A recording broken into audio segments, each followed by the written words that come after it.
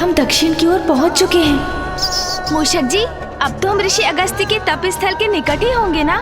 प्रभु, ऋषिवर के स्थान के जितना निकट पहुंच रहा हूँ उतना ही भयभीत हो रहा हूँ मैं। क्यों? आप क्यों भयभीत हो रहे हैं मूषक जी? प्रभु, ऋषि अगस्त्य का तपोबल, उनकी शक्ति तो विख्यात है। मैं तो पूर्व में ही मूषक हूँ, अब कहीं उनके शाप से मैं चींटी ना बन जाऊँ। मूषक जी, व्यर्थ है आपकी ये चिंता। ऋषिवर आपको श्राप क्यों देंगे?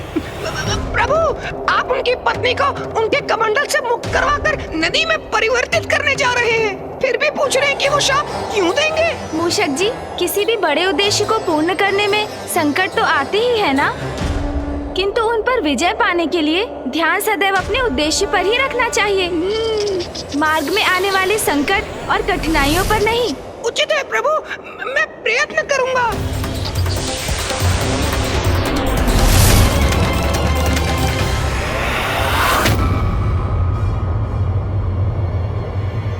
वो देखिए मूषक जी, वो रहे ऋषि अगस्त्य।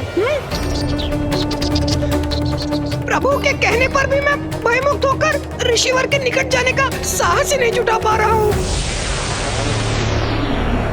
मूषक जी, क्या हुआ? आपने अपनी गति धीमी क्यों कर ली?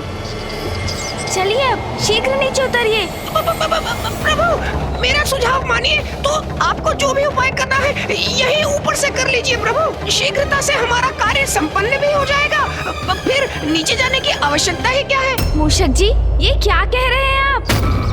क्या ये विचार है आपका कि मैं ऋषिवर का कमंडल उठाकर यहाँ से ओझल होकर ये कार्य संपन्न करूँगा? उत्तम, अति उत्तम योजना है प्रभु। आप ना ऋषिवर का कमंडल उठा लीजिए, अपने हाथ में लेते ही उसे पलट दीजिएगा। हो गया कार्य पूर्ण, और इस प्रकार अतिशीघ्र हमारे उद्देश्य की पूर्ति होगी, और जब तक ऋषि अगस्त्य के नेत्र खुलेंगे हम यहाँ से जा चुके होंगे प्रभु। मूषक जी, हम यहाँ चौर्य कर्म करने नहीं आए हैं। हम सर्वप्रथम ऋषि अगस्त्य को उनके तप से बाहर निकालेंगे, समझाने का प्रयास करेंगे उन्हें, और उसके लिए तो आपको सर्वप्रथम नीचे उतरना होगा। जी प्रभु। स्मरण रखिए मूषक जी, किसी अनुचित कर्म का विचार भी हमारे प्रयासों को निरर्थक कर देगा। क्षमा कीजिएगा प्रभु, मैं नीचे उतरता हूँ प्रभु।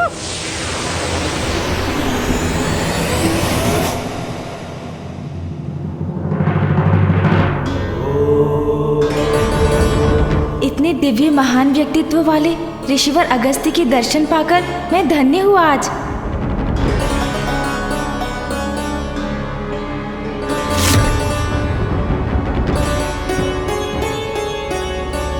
पुत्र, तुम्हें कावेरी नदी को मुक्त कराना होगा ताकि इसका जल जन जन तक पहुंच सके। ऋषिवर अगस्त्य का ध्यान मुझे भंग करना ही होगा ताकि मैं संपूर्ण वन्य जीव जंतुओं, वृक्ष आदि व मनुष्यों के प्राण रक्षित कर सकूं। प्रभु, जो भी करना है शीघ्र करिए ना, जिससे हम भी शीघ्र यहाँ से प्रस्थान कर सके। मूषक जी, ऋषिवर को उनकी तप से बाहर लाने की उचित युक्ति का विचार करने दीजिए मुझे। युक्ति का विचार? अर्थात प्रभु, अभी तक कोई युक्ति, कोई योजना नहीं है आपकी? मूषक जी, बड़ी सूक्ष्मता से योजना पर विचार करने की आवश्यकता है, जो मैं करने का प्रयास कर रहा हूँ, और आप बार बार कुछ कहकर जिसमें बाधा डाल रहे हैं। यदि आपके पास कोई उत्तम योजना है तो आप क्यों नहीं बता देते मुझे, और यदि नहीं है तो मुझे शांति से विचार करने दीजिए। जी प्रभु। ऋषिवर का ध्यान कैसे भंग होगा?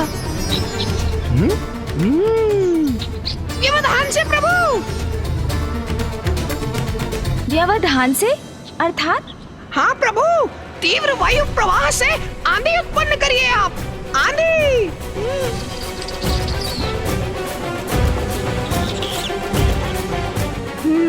उचित है मूषक जी। जी प्रभु।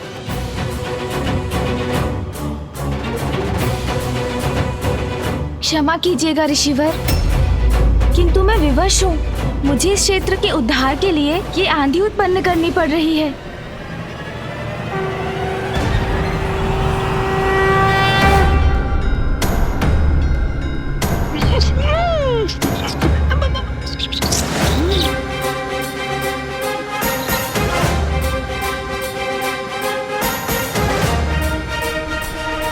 प्रभु तो आंधी उत्पन्न कर रहे हैं, किंतु ऋषिवर के नेत्र खुलने पर कैसा बवंडर उत्पन्न होगा, किसे ज्ञात। छिपने में ही भलाई है।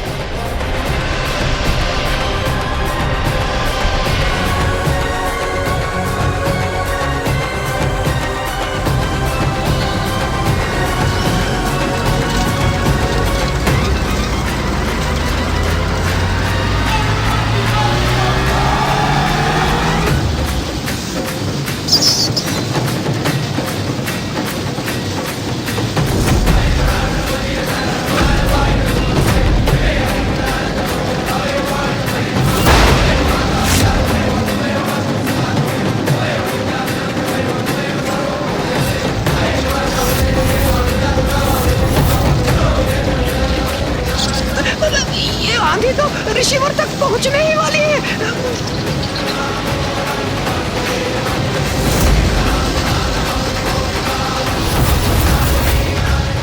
कहीं इस वायु प्रवाह की आंधी के स्पर्श से ऋषिवर के क्रोध का ज्वालामुखी न फट जाए।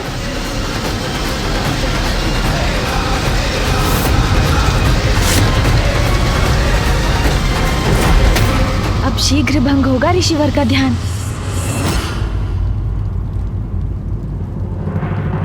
विश्वास है मुझे, गणेश सर्व समर्थ है, किंतु फिर भी मैं सशंकित हूँ। कहीं उसके साथ कुछ अप्रिय न घट जाए। गणेश का यह प्रयास सफल होने से अनेकों चिंताओं का अंत होगा। ऋषि अगस्त्य का क्रोध जागृत हुआ तो एक नवीन संकट उत्पन्न होगा।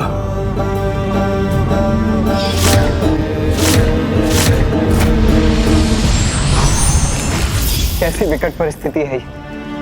किसकी अधिक चिंता करूं मैं, इस बवंडर के टकराव से ऋषि अगस्त्य के ध्यान भंग होने की, अथवा बवंडर द्वारा इस कमंडल के गिरकर उल्टा हो जाने की। दोनों ही अवस्थाओं में गुरुदेव, ऋषि अगस्त्य कहीं क्रोध में आकर गणेश को कोई श्राप न दे बैठे। तपोबल के धनी ऋषि अगस्त्य ने यदि श्राप दिया तो वह अकाट्य होगा।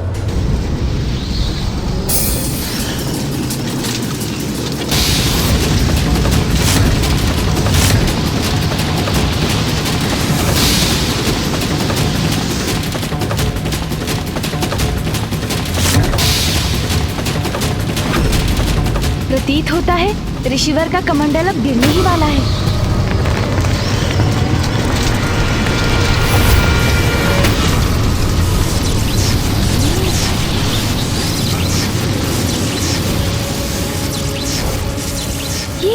ये क्या हुआ? ऋषिवर के चारों ओर स्वर्णिम सुरक्षा का घेरा कैसे उत्पन्न हो गया? ज्ञात करता हूँ।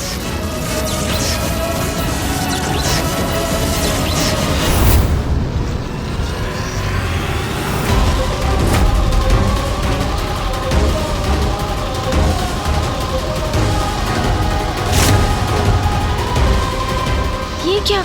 ये बवंडर तो इसी ओर लौट रहा है। हाँ प्रभु। मूषक जी सावधान।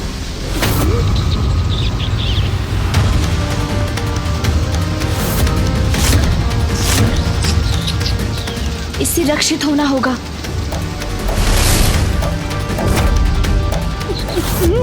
अब मैं कैसे बचूं?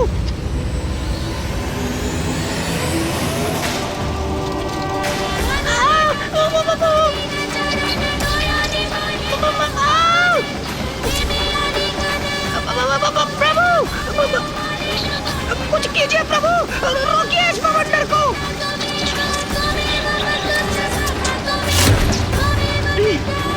इस बवंडर को आकाश की ओर धकेल देता हूँ मैं।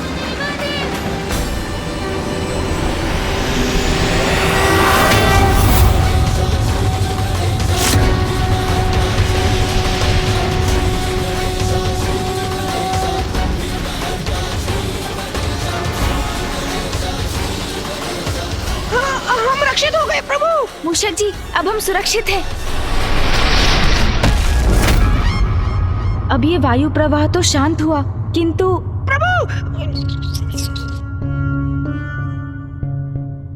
प्रभु, इस बवंडर ने तो उलटकर मेरी ही दुर्दशा कर दी। हाँ मूषक जी, हमारा ये उपाय तो व्यर्थ हुआ। अब कुछ और सोचना होगा। और सोचना होगा? आप सोचिए प्रभु, मैं तो तनिक विश्राम कर लेता हूँ। इन टहनियों के प्रहार भी विद्युत के प्रहार समान प्रतीत हो रहे थे मुझे। विद्युत, सुना ना आपने प्रभु, विद्युत। हाँ हाँ, आपने अभी कहा था कि जैसे आपको लगा विद्युत प्रहार हो रहे हैं आप पर। नहीं नहीं प्रभु, मैं ये कह रहा हूँ विद्युत का प्रभाव अवश्य होगा रिसीवर पर, उससे इनका ध्यान अवश्य भंग होगा। हाँ, कदाचित ये उचित रहेगा मूषक जी।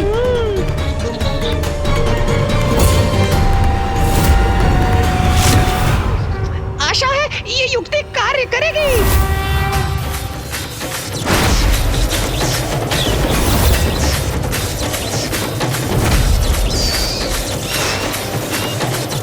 मैंने वायु का सुझाव दिया था तो विद्युत के समान प्रतीत हुआ था। अब विद्युत के सुझाव से कहीं अग्निवार न हो जाए मुझ पर, मेरा तो छिपना ही उचित है।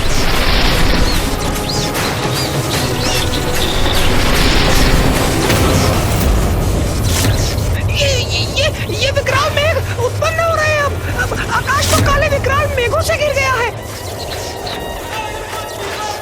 रिसीवर तो अभी भी ध्यान मग्न ही है, किंतु उनका ध्यान भंग होते ही मैं भी संकट में पड़ सकता हूँ। मेरा इस वृक्ष की आड़ से स्वयं को सुरक्षित करना ही उचित है।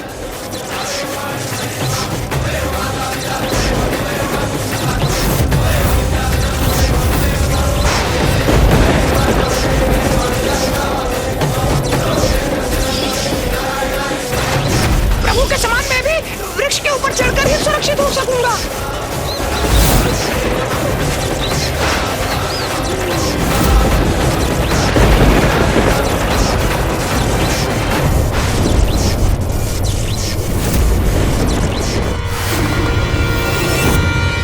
ये गणेश ने ये क्या कर दिया? विद्युत के प्रहार से ऋषि अगस्त्य अवश्य क्रोधित हो जाएंगे। पुत्र गणेश, हमारी चिंता मुझे व्याकुल कर रही है।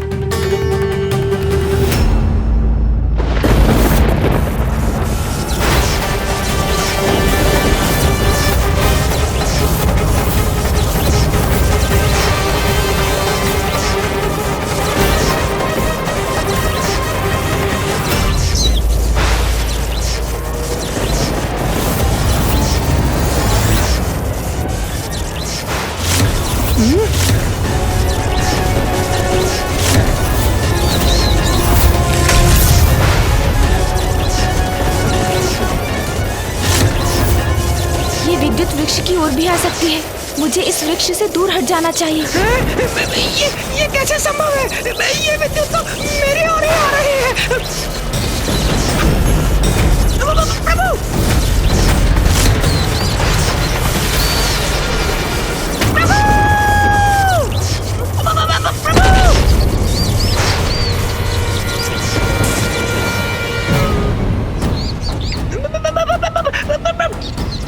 मूषक जी,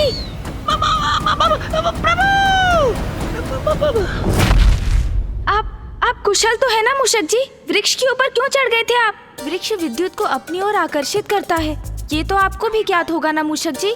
हाँ प्रभु।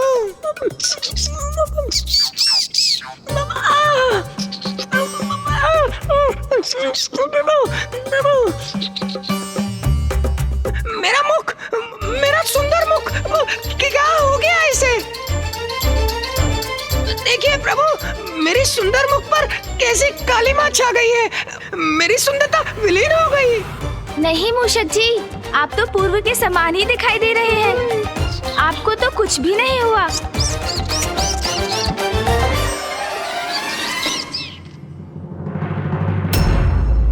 मूषक जी, बवंडर और विद्युत तो ऋषिवर का स्पर्श भी नहीं कर सके। इनसे भिन्न कुछ और उपाय करना होगा मुझे। प्रभु गणेश की सारी योजनाएं असफल हो रही हैं। मुझे शंका है, कहीं उसकी योजना का कोई भीषण परिणाम ना हो। कहीं ऋषि अगस्त्य अत्यधिक क्रोधित ना हो जाए। गणेश की युक्तियां। अभी तक गणेश ने अपनी बुद्धि से उपजी युक्ति का कहां प्रयोग किया है, और वही उसकी भूल है। बुद्धि का देवता है वो, उसे अपनी बुद्धि से युक्ति लगानी होगी तभी सफल होगा वो। प्रभु, अब तो कदाचित भूकंप भी ऋषिवर को उनके तप से बाहर ला सकता है। हाँ प्रभु, मैंने विचार कर लिया है। नहीं मूषक जी, मुझे क्षमा कीजिए। मुझे ज्ञात है आप मेरी सहायता करने का प्रयास कर रहे हैं, किंतु अब नहीं। मैं आपके सुझाव लेता रहा, वो मेरी भूल थी, किंतु इस बार तो मैं अपनी बुद्धि की युक्ति पर ही चलूंगा।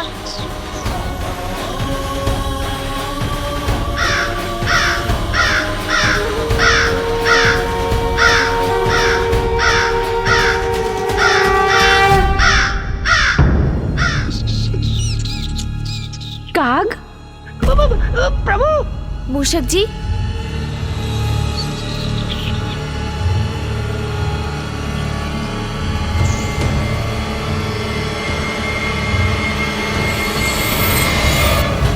युक्ति तो मिल गई मूषक जी।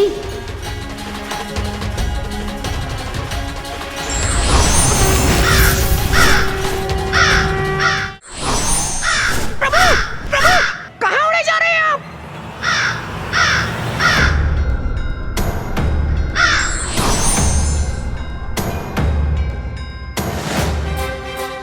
प्रभु, मुझे यहाँ अकेले छोड़ गए। यदि ऋषिवर का ध्यान भंग हुआ तो, और मैं उनकी दृष्टि में पड़ गया तो अवश्य शाप दे डालेंगे मुझे।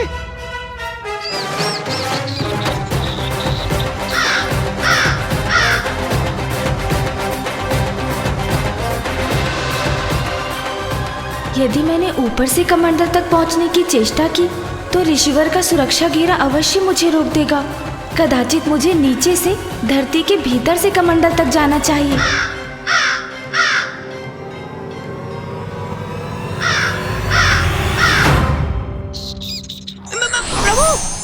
प्रभु, आप लौट आए? हाँ मूषक जी, लौट आया मैं, क्योंकि मुझे आपको एक कार्य सौंपना है। आपको यहाँ से ऋषि अगस्त्य तक धरती में सुरंग बनानी है। सुरंग का निर्माण करना है ऋषिवर तक? हाँ मूषक जी, जिससे मैं सुरंग के मार्ग से ऋषि अगस्त्य तक पहुँच सकूं। विलंब मत कीजिए आप। जैसे आपकी आज्ञा प्रभु। यदि मुझे कुछ हो जाए तो स्मरण रखिएगा कि मैंने अपने प्राण न्यौछावर कर दिए अपनी स्वामी भक्ति में। मैं हूँ ना मूषक जी, फिर क्यों चिंता कर रहे हैं आप? आपको कुछ नहीं होगा, आप शीघ्रता कीजिए, अपना कार्य आरंभ कीजिए आप। जी प्रभु।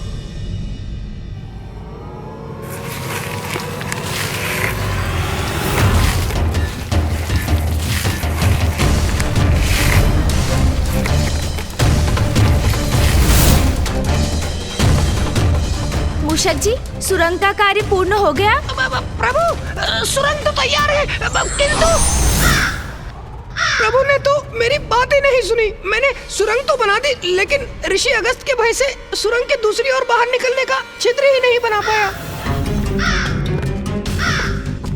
ये क्या? मूषक जी ने तो कार्य अधूरा ही छोड़ दिया। सुरंग से बाहर निकलने के लिए छिद्र मुझे ही बनाना होगा।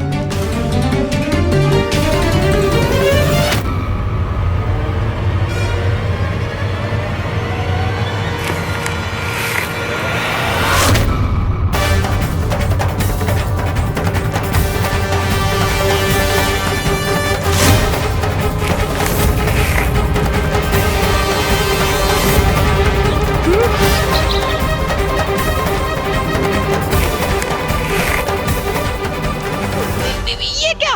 प्रभु तो कमंडल को गिराने वाले हैं।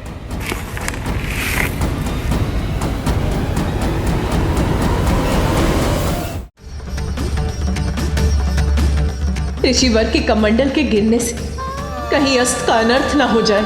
विलंब उचित नहीं, शीघ्रता करो गणेश।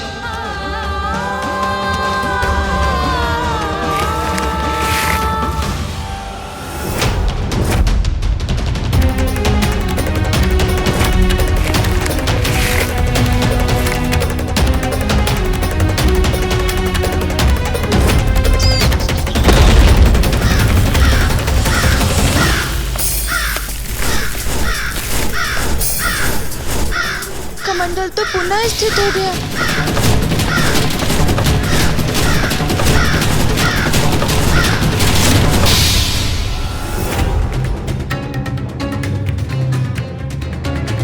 हाँ गणेश, यही युक्ति उचित है। अपने पंख से उलट दो कमंडल को, मुक्त कर दो माँ लोपामुद्रा को। हाँ प्रभु, उचित है। आपके पंख फड़फड़ाने से कमंडल गिर जाएगा।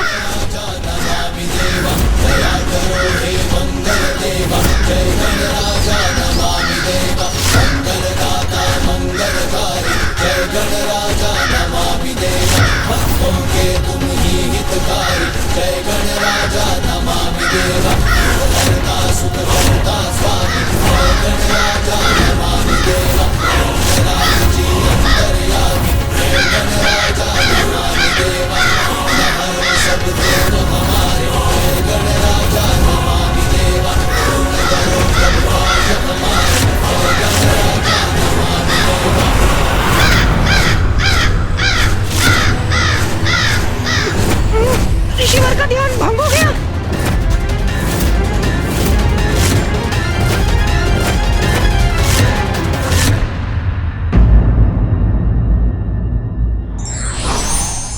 कार्य में जब तक सफलता ना मिले तब तक प्रयास करते रहना चाहिए।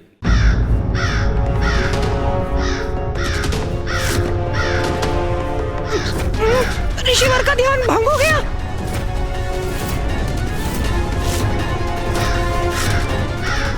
ऋषिवर के मुखमंडल पर क्रोधाग्नि स्पष्ट दिखाई दे रही है। कदाचित इसका परिणाम अच्छा नहीं होगा। दुस्साहसी काग, मेरा ध्यान भंग करने का दुस्साहस कैसे किया तुमने? दूर हटो यहाँ से। मैंने कहा ना, दूर हटो मेरे कमंडल से।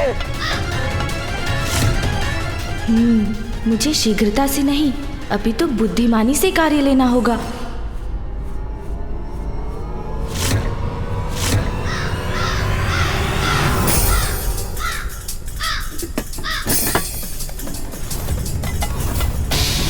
इस काग का इतना दुस्साहस मेरे कमंडल का जल पीने को आतुर है।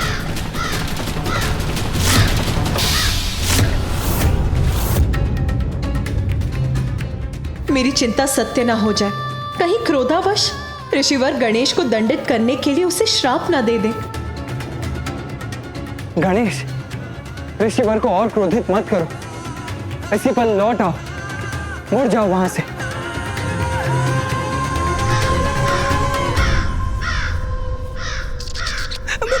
प्रभु संकट में है। नहीं नहीं, मुझे उनकी सहायता के लिए कुछ करना होगा।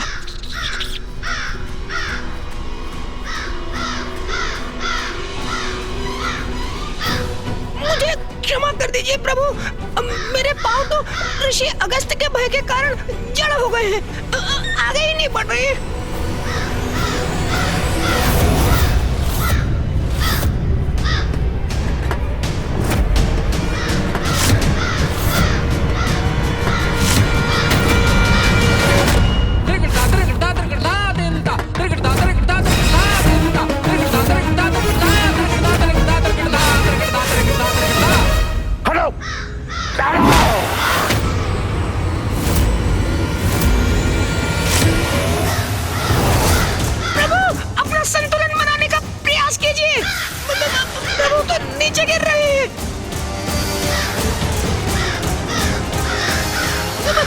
चिंता मत कीजिए प्रभु, मैं आपको संभालने का प्रयास करूंगा। प्रभु, मैं आ रहा हूँ प्रभु, मैं आ रहा हूँ। प्रभु, आप कुशल तो हैं? ऋषिवर ने तो आपको आकाश में ही भेज दिया था। हाँ मूषक जी, मैं सुरक्षित हूँ, कुशल भी हूँ। जो हुआ उसमें ऋषिवर का कोई दोष नहीं है। वो तो मात्र अपना कमंडल सुरक्षित करने के लिए अपने हाथ से मुझे दूर करने का प्रयास कर रहे थे और उनका हाथ मेरे पंख पर लग गया, जिससे मैं दूर आकाश की ओर चला गया। सुरक्षित है मेरे पुत्र गणेश। प्रभु, मेरी विनती स्वीकार कीजिए, यहाँ से लौट चलिए। महादेव, माता पार्वती, कुमार कार्तिकेय से विचार विमर्श कर प्रभु माँ लोपामुद्रा को नदी रूप में प्रवाहित करने की कोई और युक्ति सोचनी होगी हमें। किंतु अब हमारा यहाँ रुकना उचित नहीं। ऋषिवर के क्रोध से पार पाना कठिन है प्रभु। व्यर्थ चिंता कर रहे हैं सभी। गणेश अपना दायित्व निभाना भली भांति जानता है। वो इस संकट का भी हल अवश्य ढूंढ लेगा।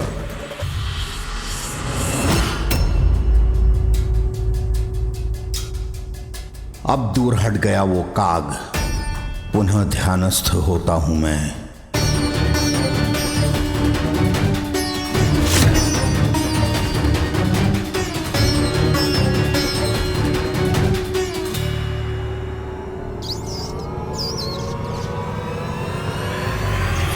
नहीं मूषक जी, अपना उद्देश्य पूर्ण किए बिना हम यहाँ से कदापि नहीं लौटेंगे।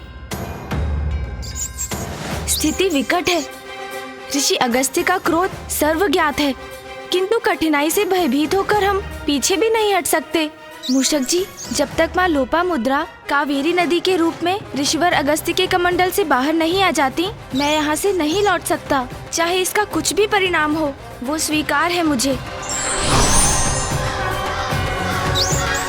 और इसलिए मैं पुनः प्रयास करने जा रहा हूँ मूषक जी।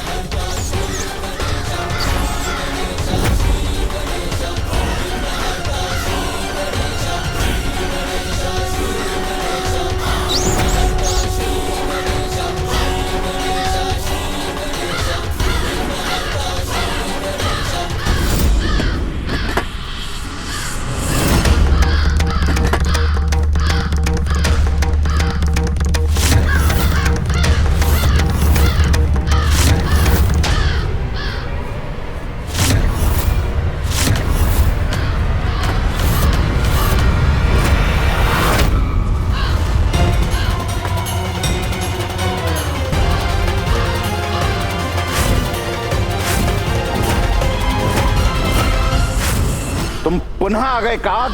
दूर हटो, दूर हटो, दूर हटो मेरे कमंडल से। तुम्हें अपनी सुरक्षा की तनिक भी चिंता नहीं। इस बार और भी भयंकर परिणाम होगा।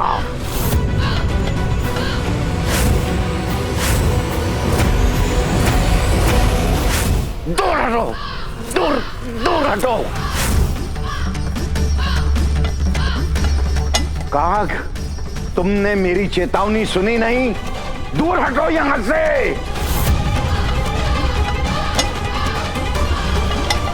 हटाओ, हटाओ। मेरे कमंडल को स्पर्श भी किया तो उसका भयंकर दुष्परिणाम भुगतोगे तुम। हटाओ यहां से, जाओ। मेरा कमंडल।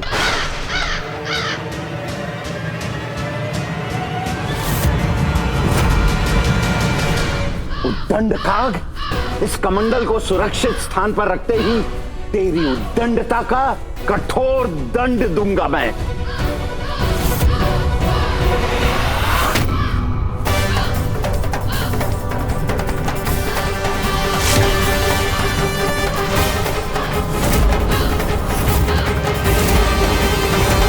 मेरे कमंडल पर स्थित होने का दुस्साहस कैसे किया तुमने? हट जाओ यहां से, हट। काग हठी होते हैं ये तो सर्व ज्ञात है, किंतु तुम्हारा हठ साधारण नहीं है। इतना साहस तो कोई साधारण काग नहीं कर सकता। मुझे क्षमा करें ऋषिवर, किंतु इस कमंडल को तो गिराना ही होगा, और इसे गिराएंगे आप। तुम्हारा मेरे कमंडल पर स्थित होना उचित नहीं है। हट, हट, हट, हट, हट, हट, हट, हट।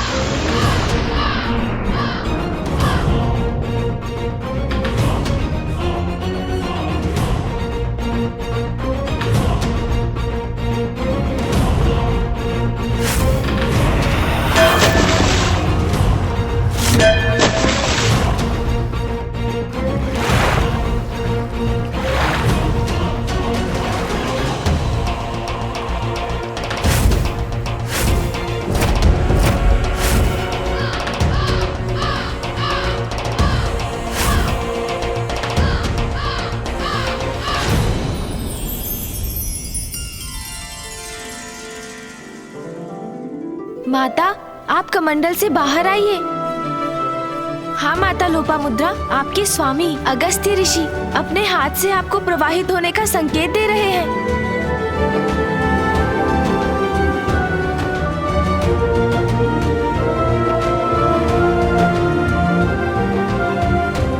आप अपने जल को प्रवाहित कीजिए माता। प्रणाम माता लोपामुद्रा।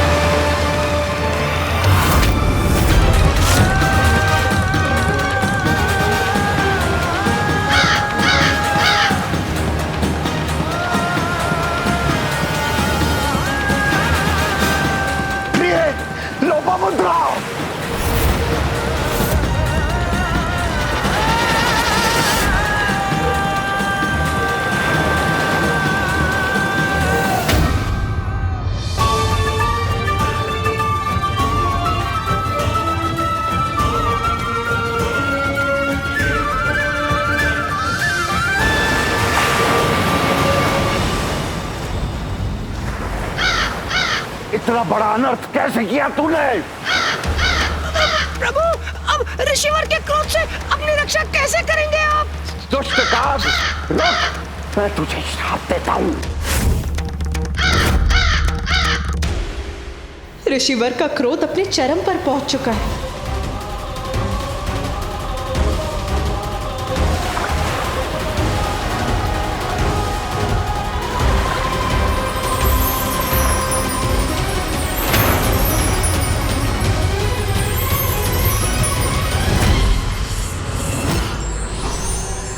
ऋषि अगस्त्य, वक्रतुंड महाकाय सूर्यकोटि समप्रभ निर्विघ्नं कुरु मे देव सर्वकार्येषु सर्वदा।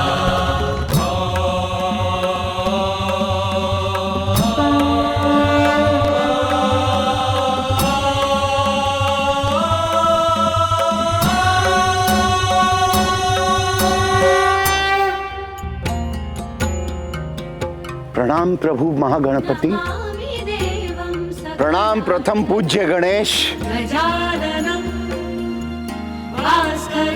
मेरी ही प्रेरणा से जग कल्याण हेतु गणेश ने आपके कमंडल में बाधित नदी को मुक्त कराकर उन्हें प्रवाहित किया। प्रभु, मोहवश कितनी बड़ी भूल कर बैठा मैं। जन कल्याण में बाधित बन बैठा, नियति को बाधित किया मैंने, और ये भी ना समझ सका कि काग रूप धारण कर प्रथम पूज्य गणेश स्वयं मुझे उचित कर्म करने का संकेत दे रहे हैं। मुझे क्षमा कर दीजिए प्रभु, मुझे क्षमा कर दीजिए, क्षमा कीजिए महागणपति, क्षमा करें प्रभु। मैं बहुत लज्जित हूं प्रभु, बहुत लज्जित हूं, मुझे क्षमा कर दीजिए। एक ऋषि, एक तपस्वी होकर आसक्तिवश मैं अपने को मुक्त नहीं कर सका। सदा जन कल्याण मेरा उद्देश्य रहा, किंतु आसक्तिवश मैं ही उसमें बाधा बन गया। सबको सुख पहुंचाने वाली, धरती को जल से सींचने वाली नदी को मैंने रोक रखा। बहुत बड़ी भूल हो गई मुझसे प्रभु, बहुत बड़ी भूल हो गई। मुझे क्षमा कर दीजिए, मुझे क्षमा कर दीजिए प्रभु, मुझे क्षमा कर दीजिए, मुझे क्षमा करे परम पूज्य गणेश जी।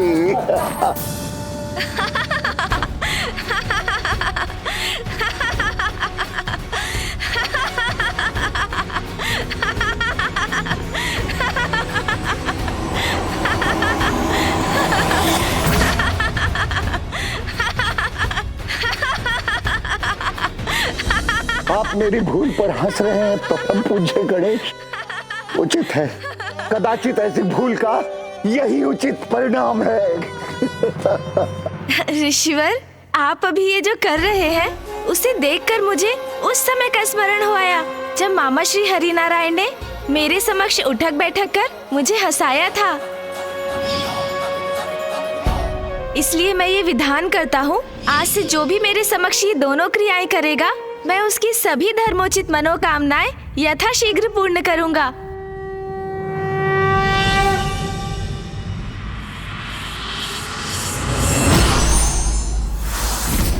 और ऋषिवर, आप भी मुझे क्षमा करें।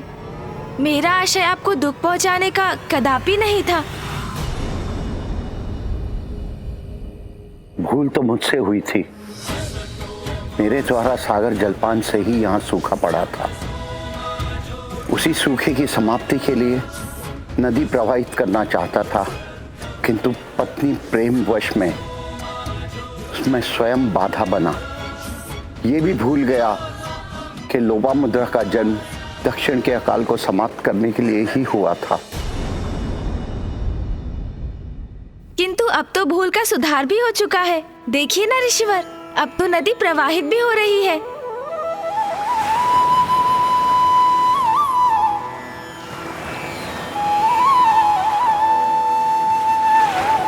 इतना पावन जल, इतना स्वच्छंद बहाव, धन्य है, धन्य है।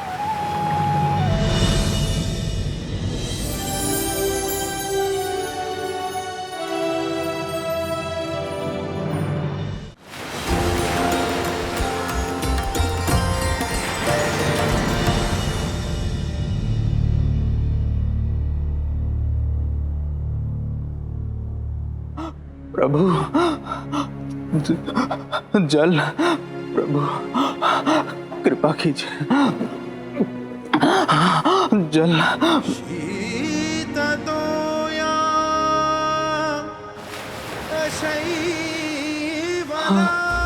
ये मेरा भ्रम है या वास्तव में जलधारा की ध्वनि? परमानंदे कुरु करुणामय कातरवंगे तव तट निकटे यस्य निवासः खलु वैकुंठे। प्रभु, आप धन्य हैं। आपने मेरी प्रार्थना सुन ली।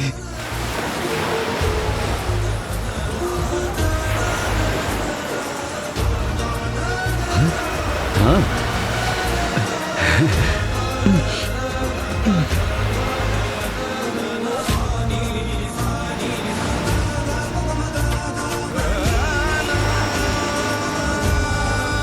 इस नदी के जल ने तो हमें तृप्त कर दिया।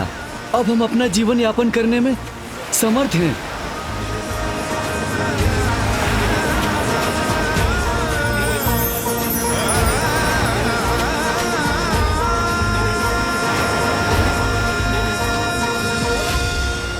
जल से परिपूर्ण हो गया हमारा जीवन।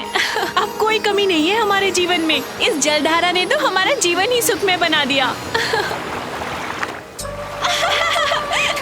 जल क्रीड़ा में बहुत आनंद आ रहा है।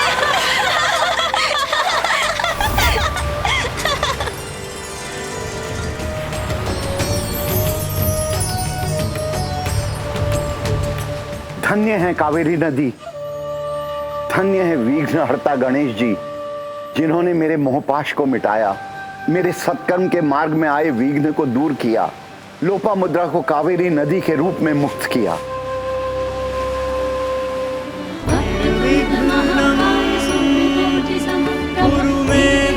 माँ लोपामुद्रा का कावेरी नदी के रूप में प्रवाहित होने से मेरा कार्य संपन्न हुआ। अब दक्षिण में कभी जल का अभाव नहीं रहेगा। देखा स्वामी, जो कोई नहीं करना चाहता था, जो कोई नहीं कर सकता था, वो हमारे पुत्र गणेश ने कर दिखाया।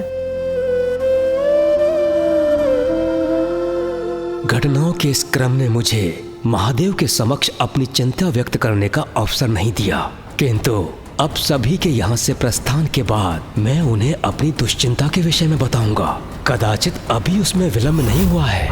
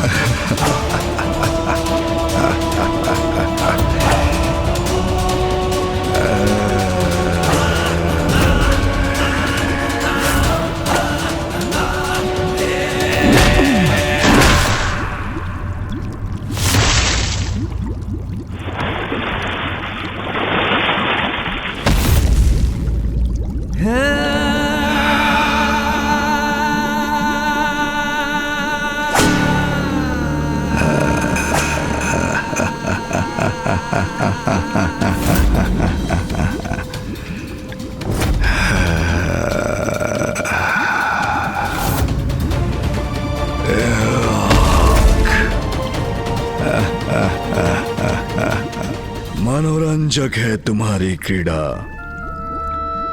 किंतु इसका अंत तुम्हारे अंत के साथ ही होगा, क्योंकि सर्वश्रेष्ठ जलंधर से किसी का बच पाना असंभव है।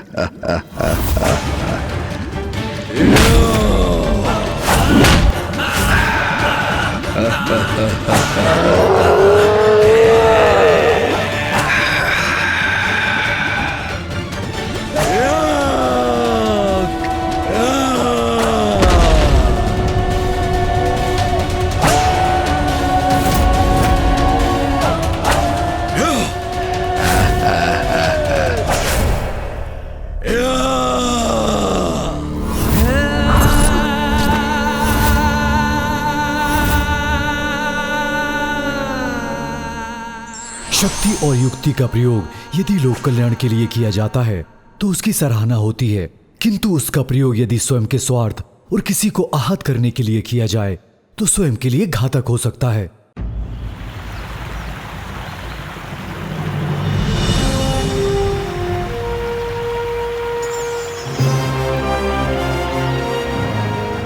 ऋषिवर, आपके कमंडल से निकला कावेरी नदी का ये जल सदा क्षेत्र को हरित रखेगा और यहाँ सदा समृद्धि का विस्तार करेगा।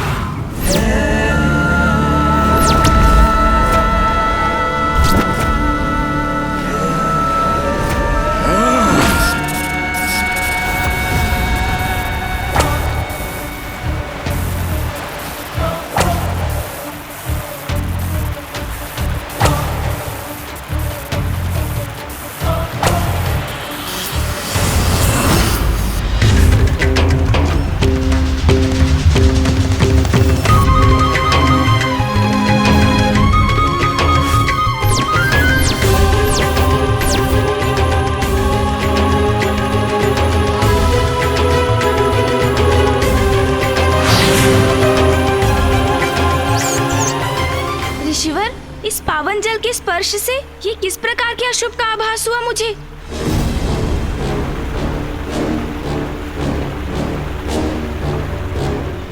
गणेश जी, ये किसी बड़े महासंकट की पूर्व सूचना है।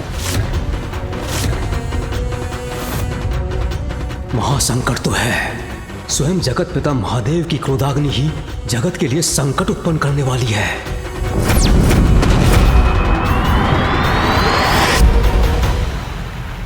संसार अवश्य किसी भयंकर महासंकट का सामना करने वाला है गणेश जी।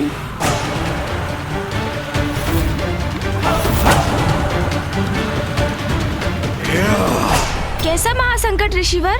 कृपया मुझे बताइए ऋषिवर, कौन और क्या है इस भावी संकट का कारण?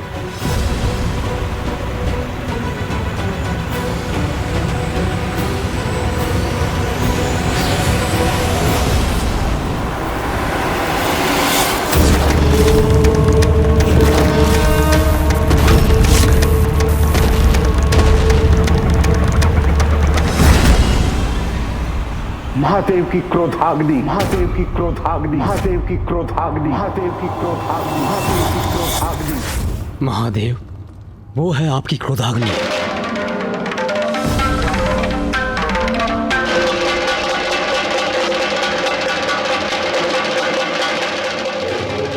मेरी क्रोधाग्नि? क्या उसका कोई दुष्परिणाम होने वाला है? ब्रह्मदेव, महादेव की क्रोधाग्नि तो दुष्टों का संहार करती, तो उससे इतने चिंतित क्यों हैं आप? पिताजी की क्रोधाग्नि भला संसार का अहित कैसे कर सकती है? प्रत्येक क्रिया की कोई प्रतिक्रिया अवश्य होती है। महादेव की क्रोधाग्नि उत्पन्न हुई है तो उसका कोई ना कोई परिणाम तो अवश्य होगा। महादेव का क्रोध तो मेरी श्रेष्ठता के अहंकार के कारण हुआ था। एक अघोरी के लिए देवराज अपना मार्ग परिवर्तन कर ले, ये उचित नहीं है। देवराज जब अपने मार्ग पर अग्रसर होता है तो अन्य को अपने मार्ग से हटना पड़ता है। देवराज इंद्र को नहीं, कहीं इस महासंकट का संबंध उस घटना से तो नहीं? महादेव को मैं अपनी चिंता से अवगत कराने का प्रयास कब से कर रहा हूं, किंतु ऋषि अगस्त्य के प्रसंग के कारण मुझे इसका अवसर ही प्राप्त नहीं हुआ। किंतु महादेव, मेरी आशंका यदि सत्य हुई तो उसके गंभीर परिणाम होंगे। विनाश, हाँ, मात्र विनाश ही होगा।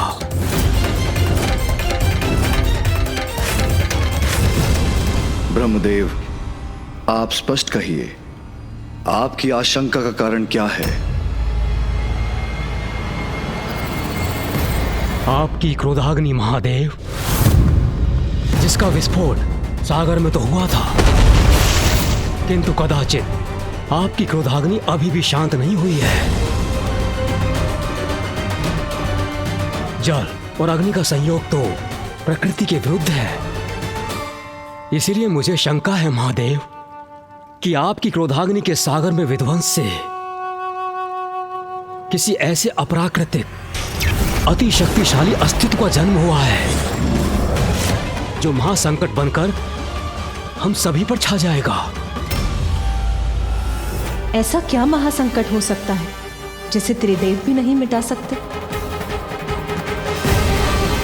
पिताजी की क्रोधाग्नि से यदि कुछ उत्पन्न हुआ है तो वो अवश्य सर्वनाशी ही होगा। मेरे देवलोक पर पुनः संकट के मेघ मंडराते प्रतीत हो रहे हैं। यदि ब्रह्मदेव का कथन सत्य है तो महादेव ही हमारी रक्षा कर सकते हैं। यह अज्ञात संकट जो भी है, शीघ्र उसका भेद जानकर हमें उसे रोकने का प्रयास करना चाहिए। सभी की चिंता दूर करने का एक ही उपाय है। मुझे ही अपनी अंतर्दृष्टि से ज्ञात करना होगा कि सागर के अतल जल में ऐसा क्या संकट छिपा है।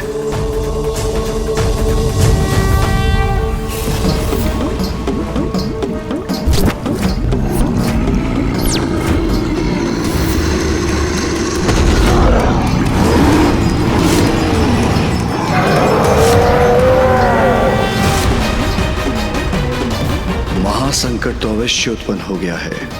ब्रह्मदेव का चिंतित होना उचित है।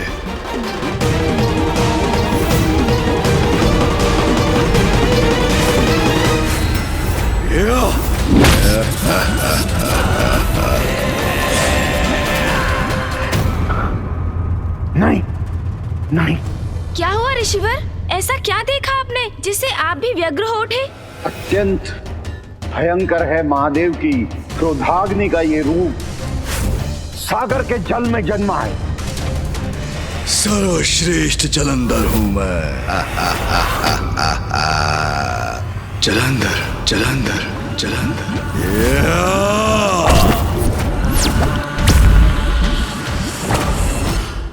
जलंधर?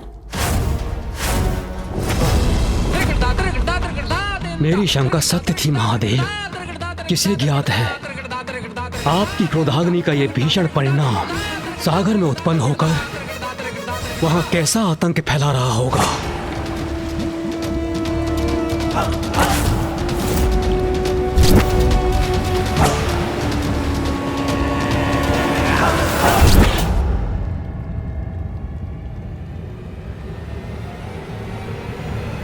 महादेव की क्रोधाग्नि के समक्ष तो कोई नहीं टिक सकता। तो फिर ये जलंधर कौन है जो इससे भी रक्षित रहकर जीवित रहा? आनंद आएगा मुझे भक्षक मीन का भक्षण करने में।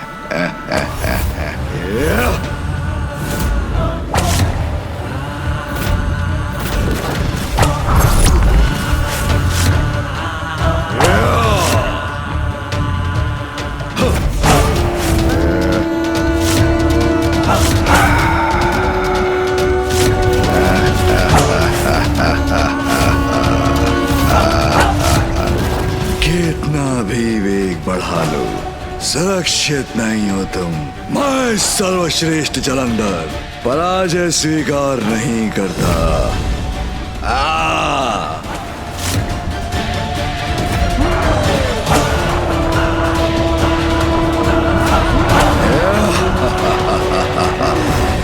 देखा, पकड़ लिया ना तुम्हें।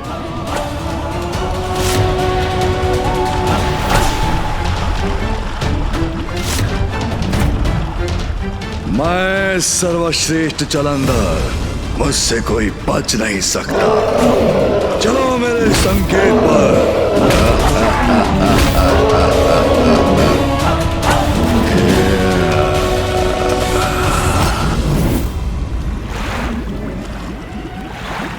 व्यर्थ है तुम्हारा ये प्रयास भी। सर्वश्रेष्ठ जलंधर से बचकर कोई नहीं भाग सकता।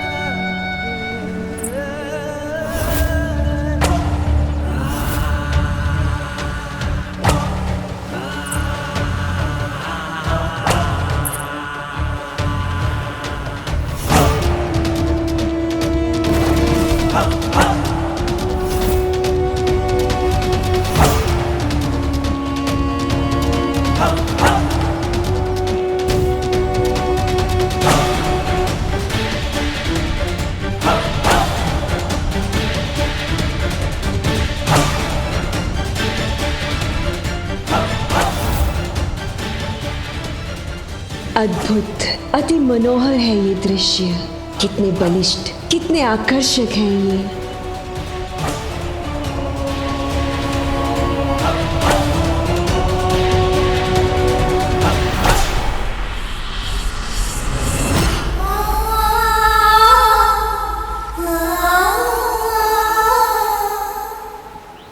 व्यर्थ आकर्षण का समय नहीं है मेरे पास।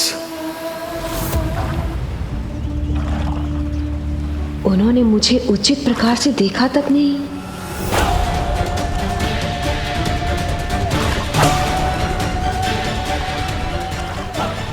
उनके द्वारा अपना ये तिरस्कार स्वीकार नहीं है मुझे।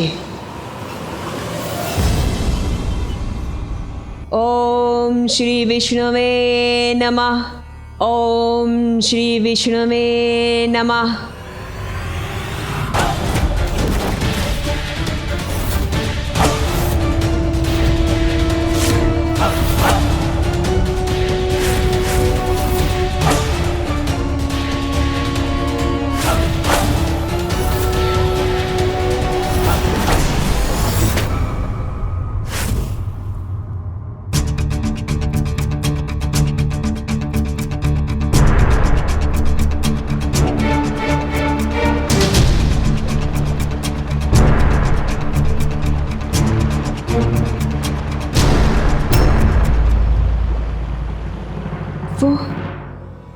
वो मुझे देखकर मुस्कुराए क्यों नहीं?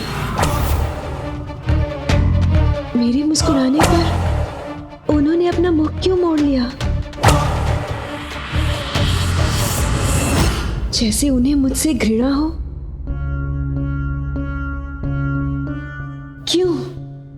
क्यों हुआ ऐसा मेरे साथ? क्या इसलिए क्योंकि मैं एक साधारण सी विष्णु भक्त हूं?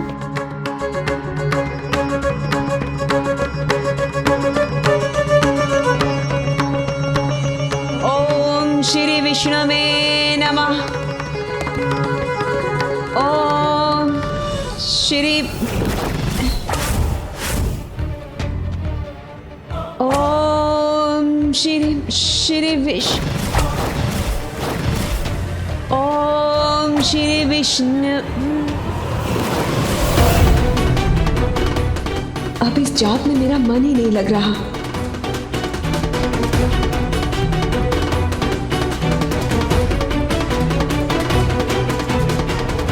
व्यर्थ है ये तप, ये जाप जो मैं सदा से करती आई हूं, जिसे मैंने अपने पति रूप में चुना, उसे अपनी ओर आकर्षित भी ना कर सकी मैं, तो क्या लाभ है ऐसी विष्णु भक्ति का? नारायण, आप ना तो मेरी सहायता करना चाहते हैं और कदाचित ना ही कर सकते हैं। फिर क्यों मैं व्यर्थ में ये प्रार्थना कर रही हूं? अगर मुझे स्वयं ही सब कुछ करना है तो मेरा मार्ग ही उचित है।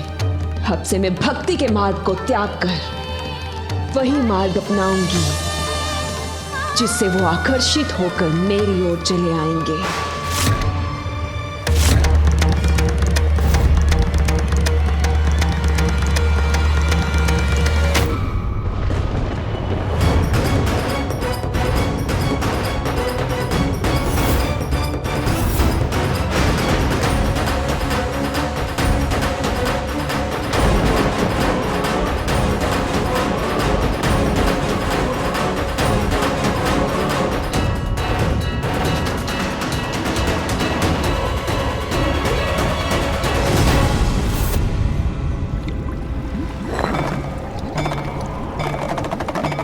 स्वादिष्ट भोजन के बाद अब इसे अपना अस्त्र भी बनाऊंगा मैं।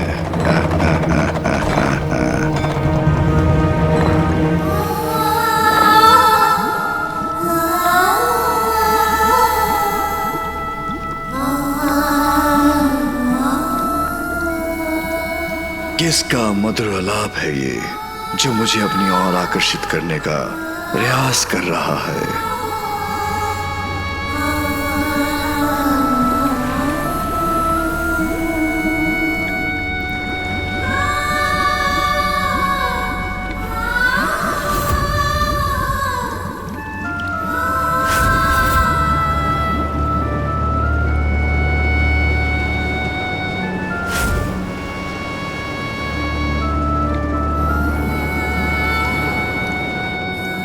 ये प्रकाश कदाचित वहीं से आ रहा है। ये स्वर अभी ऊपर जाकर देखता हूं।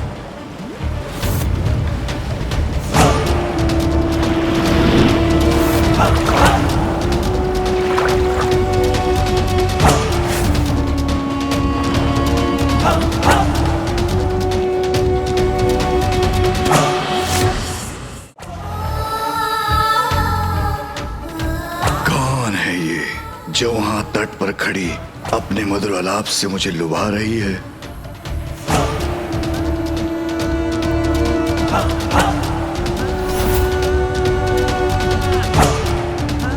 कदाचित सर्वश्रेष्ठ जलंधर का इससे भी भेंट करने का समय आ गया है।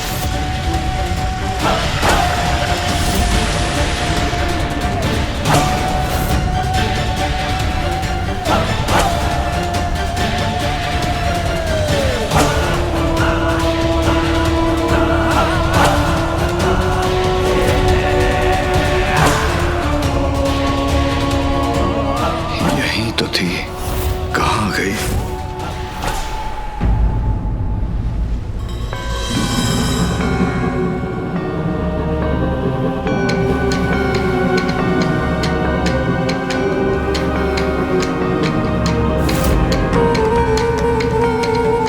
ये पांव के चिन्ह तो उसी के हैं, तो यहीं होगी।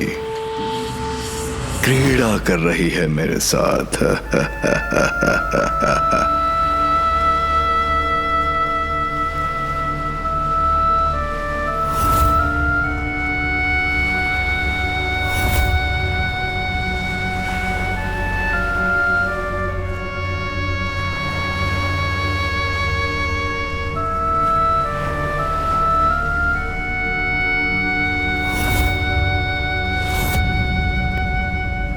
अच्छा, तो वहां है। कदाचित उसे ज्ञात नहीं, सर्वश्रेष्ठ जलंधर के साथ क्रीड़ा का तो एक ही परिणाम होता है।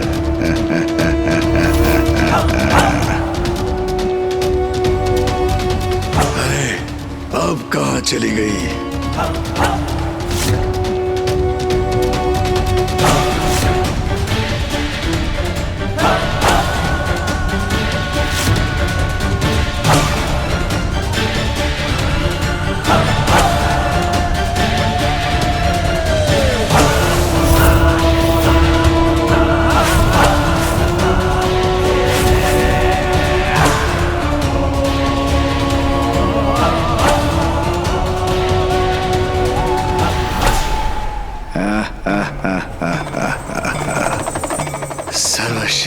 जलंधर से लुका छिपी अभी इस लुका छिपी की क्रीड़ा का अंत करता हूं।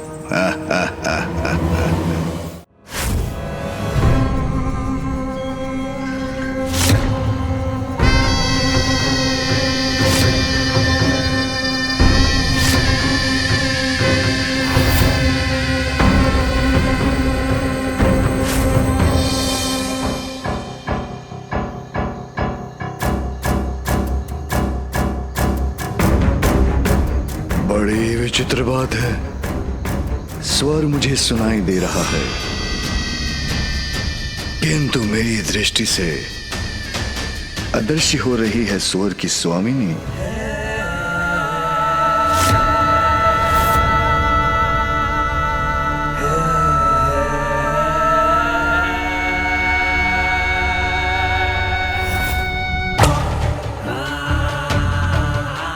चाहे कुछ भी हो, उस तक तो पहुंच कर ही रहूंगा मैं।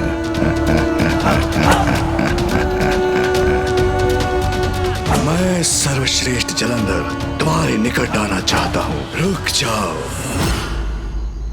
समीप आने दो मुझे।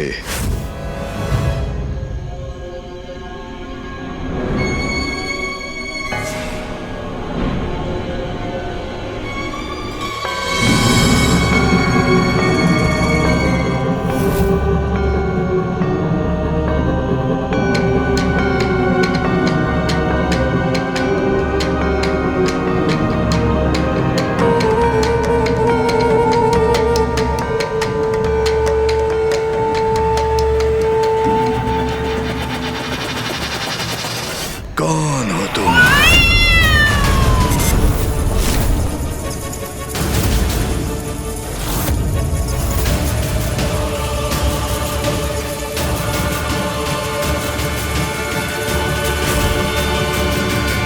हमारी वर्षों की तपस्या और उसका पुण्य नकारात्मक ऊर्जा के संपर्क में आते ही क्षण भर में नष्ट हो जाता है, इसलिए हमें नकारात्मक शक्ति से दूर रहना चाहिए।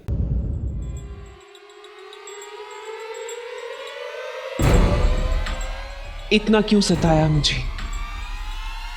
कब से तुम्हारी प्रतीक्षा कर रही हूं मैं। कौन है ये मायाविनी? मेरी प्रतीक्षा क्यों कर रही थी ये?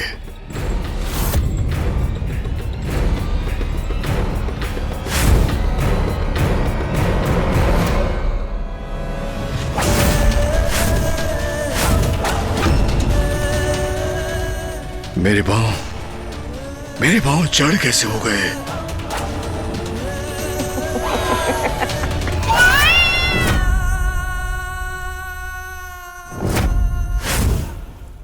ये कैसा मकड़ जाल है? कौन है ये मायाविनी? देखा, तुम्हें अपने जाल में फंसा लिया ना मैंने। या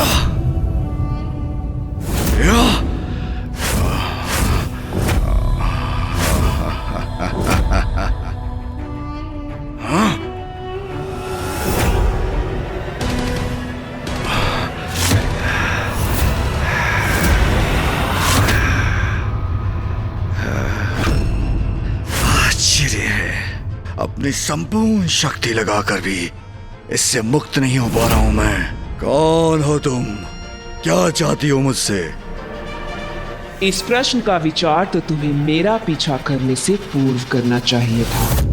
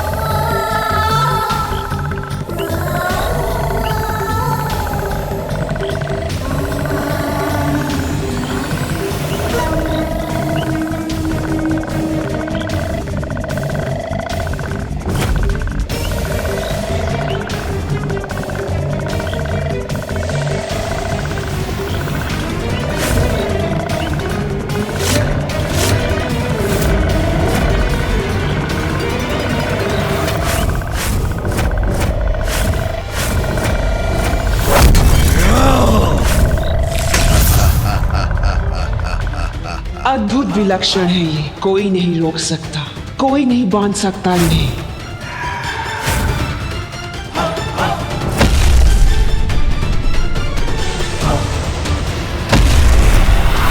सर्वश्रेष्ठ जलंधर हूं मैं। मेरा बल ही मेरा परिचय है। मेरे साथ क्रीड़ा, इसका परिणाम भयंकर ही होगा। भयंकर परिणाम? उसमें तो मुझे अपार आनंद आएगा।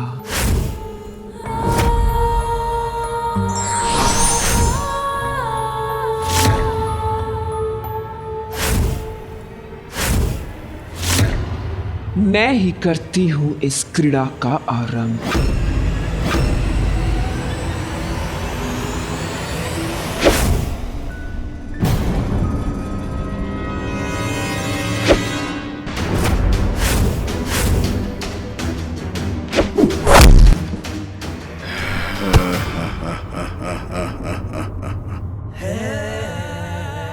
इस क्रीड़ा का अंत मैं करूंगा।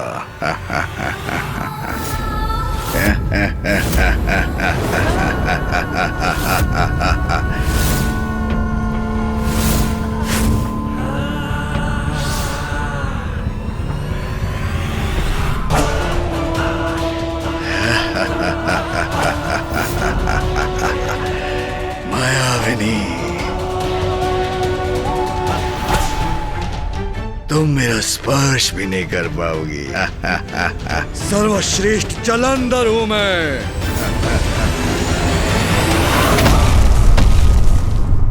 सर्वश्रेष्ठ जलंधर को अपनी माया से बांधने चली थी तुम। हाँ?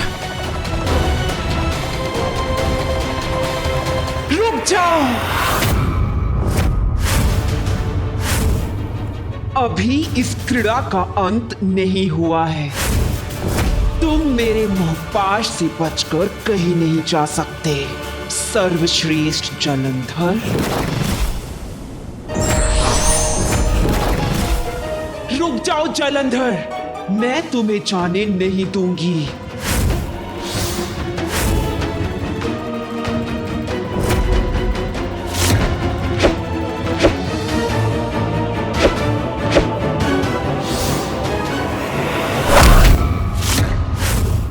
असंभव है सर्वश्रेष्ठ जलंधर को रोक पाना।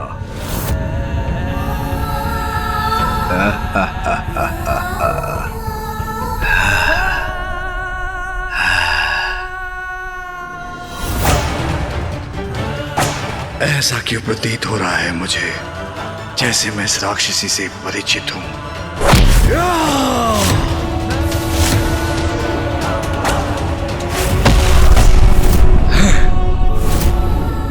जो भी है विचित्र है, ये मायाविनी है, अद्भुत है इसकी शक्ति।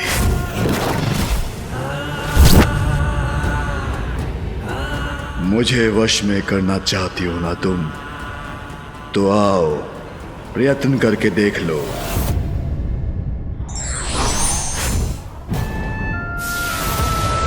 आ रही हूं मैं।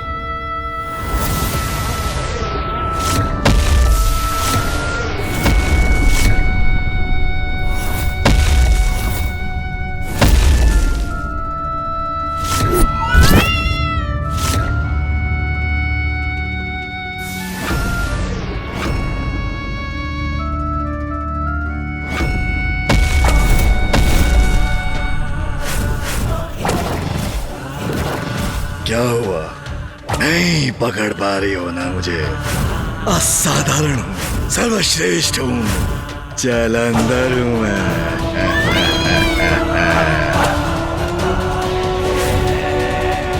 इसकी कलाई की कंगन की चमक मुझे कुछ स्मरण करा रही है।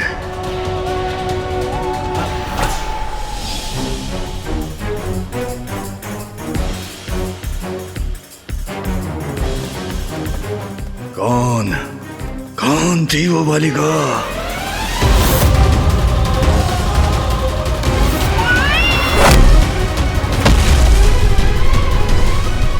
क्या हुआ, मुझसे अपनी रक्षा नहीं कर सके ना तुम?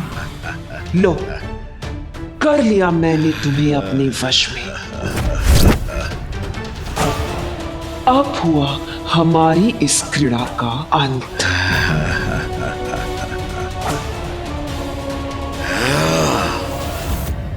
रुको।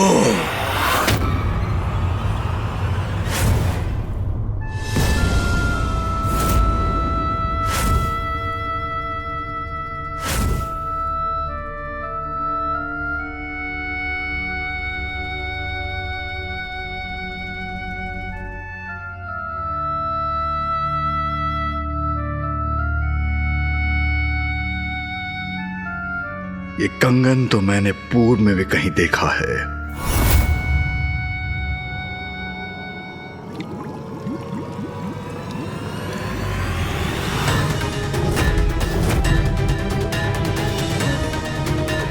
ये कंगन तो उस युवती का है जिसने मेरी रक्षा की थी।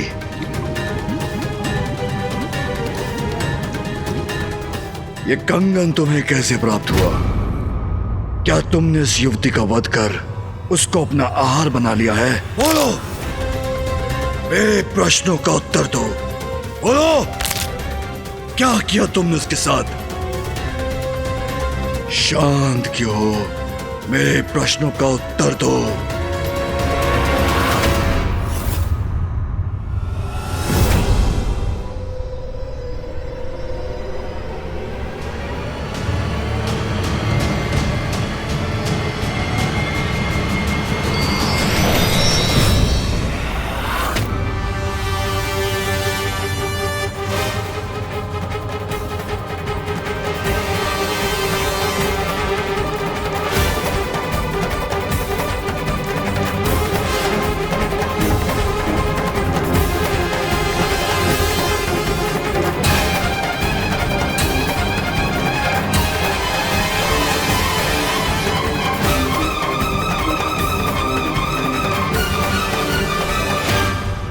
जिस युवती को लेकर तुम इतने प्रश्न कर रहे हो, वो युवती मैं ही हूं। आश्चर्य, यही है वो युवती। अद्भुत है इसका सौंदर्य।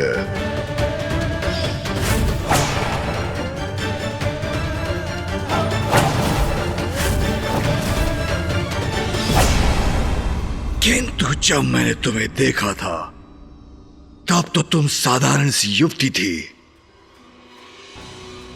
तो अब तुमने ये रूप कैसे धारण किया?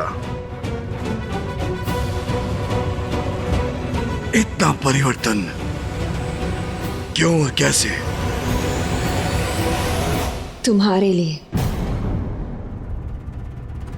ये सब मैंने सिर्फ तुम्हारे लिए किया है जलंधर। मेरे लिए? अर्थात? अपनी बाल्यावस्था से ही मैं सदा विष्णुदेव की भक्ति में लीन रहती थी। फिर एक दिवस मेरी दृष्टि तुम पर पड़ी और उस दिवस से मैं नारायण की भक्ति को छोड़कर तुम्हारी भक्त हो गई।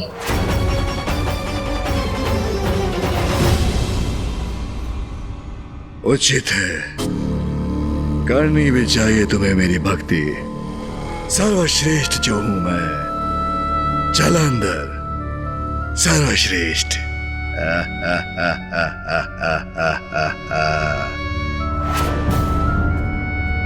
किंतु तुम्हारे पास तो मेरे लिए समय ही नहीं था। मैं तुम्हारी एक झलक के लिए ललायत रहती थी और तुमने मुझे देखकर भी अनदेखा कर दिया।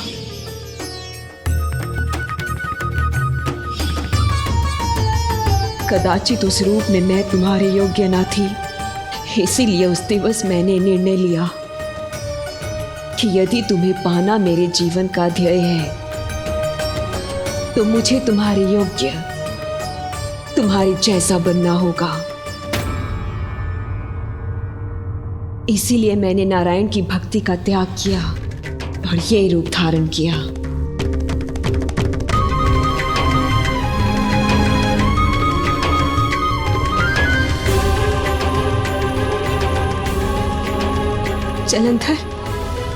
जलंधर, मैं नारायण की भक्ति नहीं, मैं तो केवल तुम्हें पाना चाहती हूँ। मैं वृंदा हूँ और मुझे ये वरदान प्राप्त है कि मेरे जीवित रहते मेरे पति की मृत्यु कभी नहीं हो सकती, अर्थात मेरे जीवित रहते तुम्हारी मृत्यु कभी नहीं हो सकती जलंधर। और तुम तो इतने बलशाली हो कि मेरी मृत्यु कभी होने ही नहीं दोगे। सोचो, हम दोनों साथ मिलकर समस्त संसार पर अनंत काल तक राज करेंगे, राज करेंगे।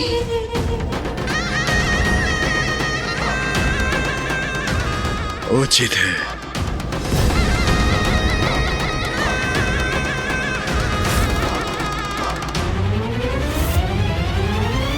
तब तो हमें शीघ्र विवाह कर लेना चाहिए।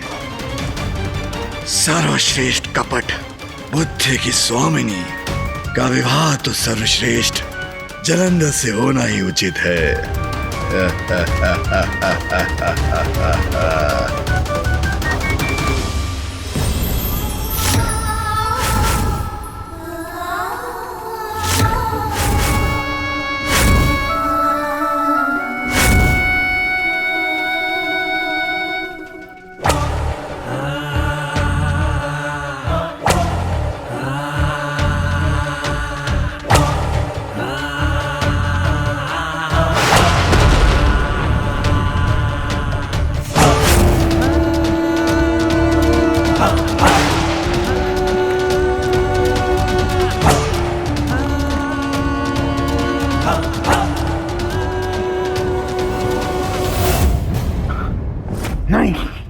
नहीं। क्या हुआ ऋषिवर?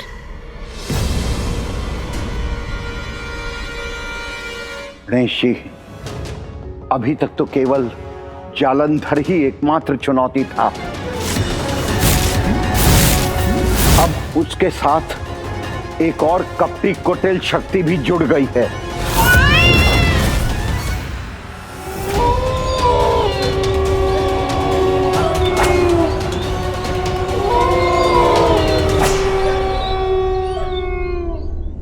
भेड़िए भी हमारे विवाह से आनंदित हैं, उसका उत्सव मना रहे हैं।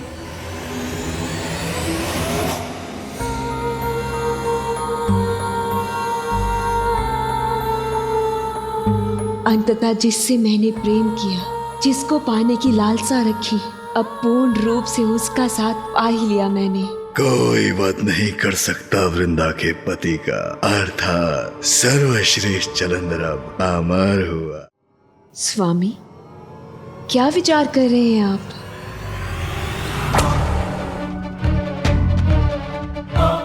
जब मैं सागर के भीतर था तभी मुझे आभास हो गया था कि महानता की चरम शिखर पर पहुंचना मेरी नियति है।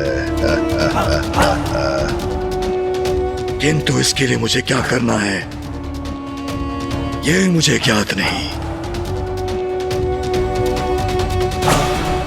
स्वामी, मुझे भी इस बात का आभास हुआ था कि आप ही इस संसार के अधिपति बनने के योग्य हैं। पाताल लोक, देवलोक, सब पर आपका अधिकार ही आपकी नियति है। लेकिन स्वामी, उसके लिए हमें शुक्राचार्य के पास जाना होगा।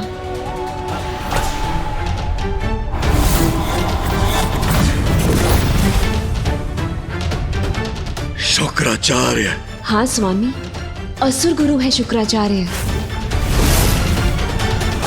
वही हमें संसार पर विजय प्राप्ति का मार्ग सुझाएंगे। गुरु शुक्राचार्य के मार्गदर्शन में स्वामी अवश्य सर्वोच्च पद पर स्थापित होंगे।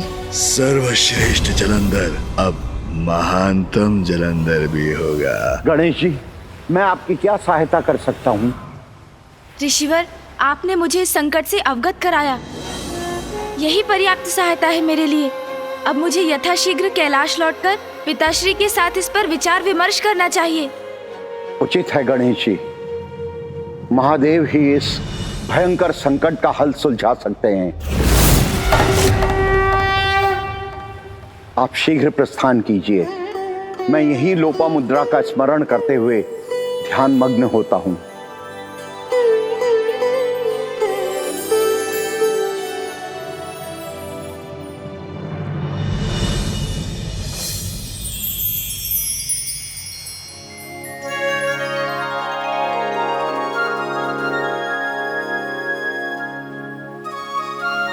देखिए ऋषिवर, माँ लोपामुद्रा नदी रूप में भी पुष्पों से आपका अभिवादन कर रही है।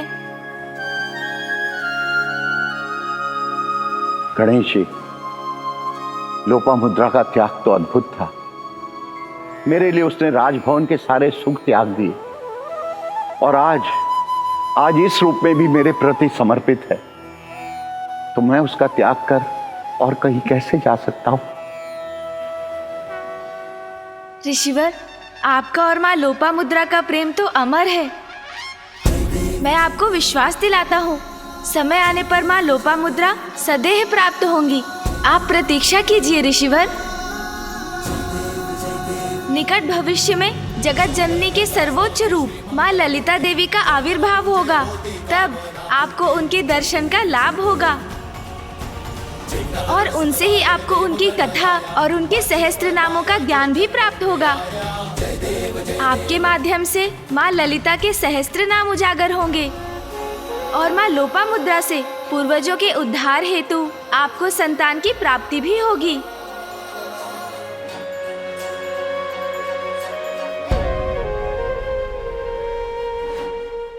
धन्यवाद गणेश जी, आपके आशीर्वाद से मैं कृतार्थ हो गया।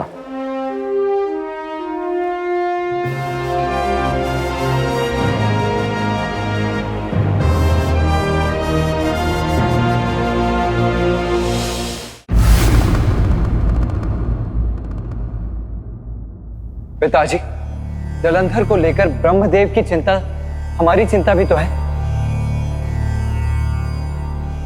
स्वामी, अब और प्रतीक्षा नहीं कर सकते आप। इस संकट का निवारण शीघ्र ही करना होगा। आप अंधकासुर के कारण जो महक संकट उत्पन्न हुआ, उसका स्मरण है मुझे।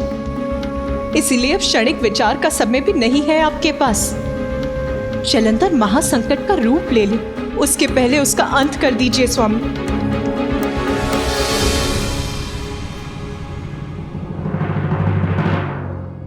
मेरी क्रोधाग्नि से अवश्य उत्पन्न हुआ है जलंधर। महासंकट भी बन सकता है, किंतु जिस प्रकार महिषासुर के पाप का घड़ा भरने के बाद उसका अंत किया था आपने, तो फिर मेरा अभी जलंधर का वध करना कहां उचित होगा? मैं ऐसा नहीं कर सकता महेश्वरी।